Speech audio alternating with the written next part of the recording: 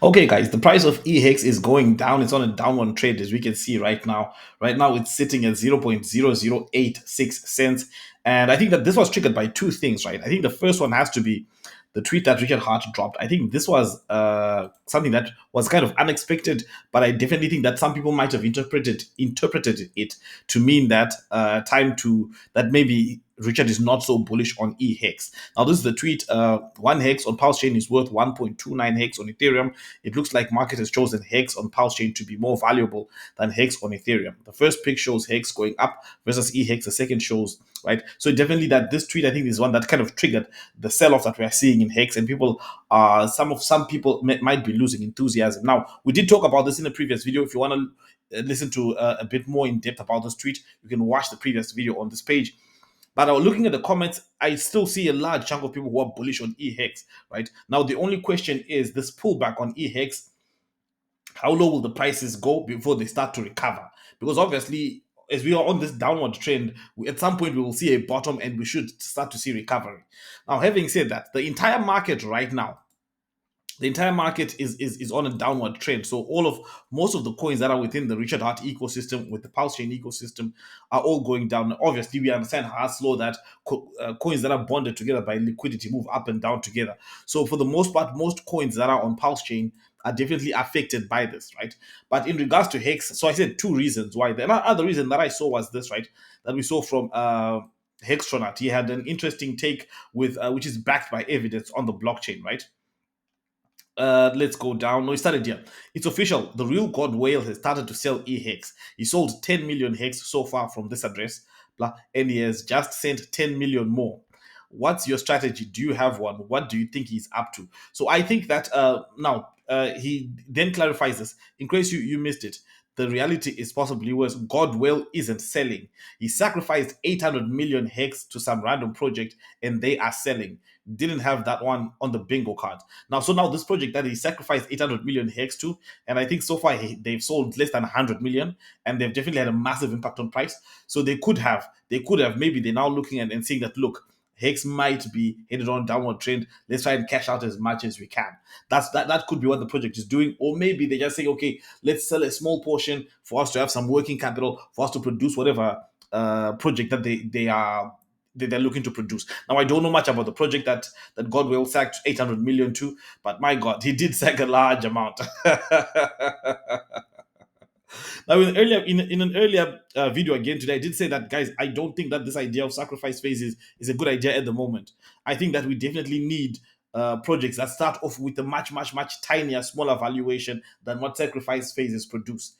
Because here's the thing: if Pulse Chain projects have to outperform Pulse Chain for Pulse Chain to be an attractive blockchain. If you look at Ethereum, you have Ethereum. Hex was built on Ethereum, 10,000 X. Shiba Inu on Ethereum, I think that's about a million X. Well, obviously then crashed down, right? Like it or not, SafeMoon, massive gains on Ethereum. Chainlink, massive gains on Ethereum. BNB started off on Ethereum, massive gains there. Tron started off on Ethereum, massive gain. Cardano started off on Ethereum. So it's not just the Richard Hart projects that must do well. The ecosystem projects as well must do well as well. So I don't think that sacrifice phases produce that kind of conducive environment for massive pump prices, right? Yeah, and so that's the case. So we do have the tweet. I think the tweet definitely had an impact in my view, because I was watching is it Cabano? Cabana Crypto. They were live. They had a panel and they were live earlier on today, and they were saying, some of them were saying that, look, this could turn out to be a Bitcoin Cash type of a thing, and I think that perspective is a little bit extreme, because Bitcoin Cash and Bitcoin, when Bitcoin forked and you had Bitcoin on and you had Bitcoin and Bitcoin Cash, yeah, Bitcoin Cash was completely destroyed. Bitcoin Cash, for those who don't know, at one point was the second largest blockchain. At one point, flipped Ethereum, Bitcoin Cash, and then what ended up happening was it just faded into irrelevance. Now, there's a lot of things that caused that to happen. There was a lot of infighting in the community. There was a lot of misunderstanding, and then things that started to break down. You had Bitcoin Cash splitting again into Bitcoin Cash and Bitcoin SV. Then you had Bitcoin Cash splitting again into Bitcoin Cash and eCash now. So there was a lot of things that contributed to the demise of Bitcoin Cash. So I don't think that is a good example. But if some people are thinking that is as an example to use in this case, it tells you that some people might have interpreted this uh, that tweet as an extremely bearish for EHEX. Now, all in all, do I think that this is the end of for EHEX? Definitely not. I think that EHEX still has a lot of significant value that it gives, and still has a strong community. But certainly, pain is what's happening right now. Now, a quick look at PulseShib right now. PulseShib has dipped as well. Market cap sitting at 355,000. I think that this is dirt cheap. Dirt cheap, right? Max supply 1 trillion. So these things are ultra scarce. So right now, you can get a good. I think you can get a really good deal for a very little amount of money, right? So you're getting almost 3 billion PulseShib for $1,000, and you're getting about 280 million for $100. So this is extremely cheap, and like these dips that we're in, who knows how long they last, right? Who knows how long they last? But they are definitely huge opportunities. I think the best strategy right now ought to be to start watching and just looking at what happens. And if you have some capital to deploy, I would say deploy it slowly.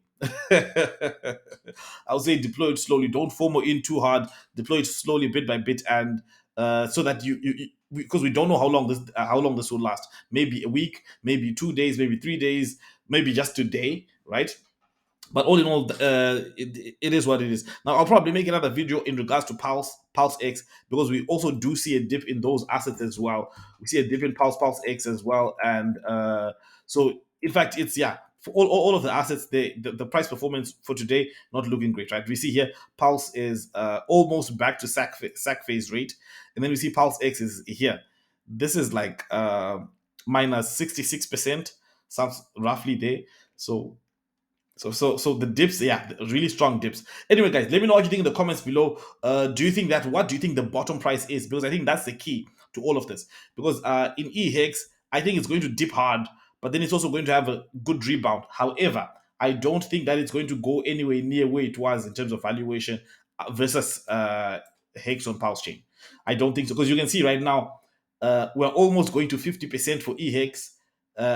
EHEX being 50% of Hex, and yeah, that's a huge disparity.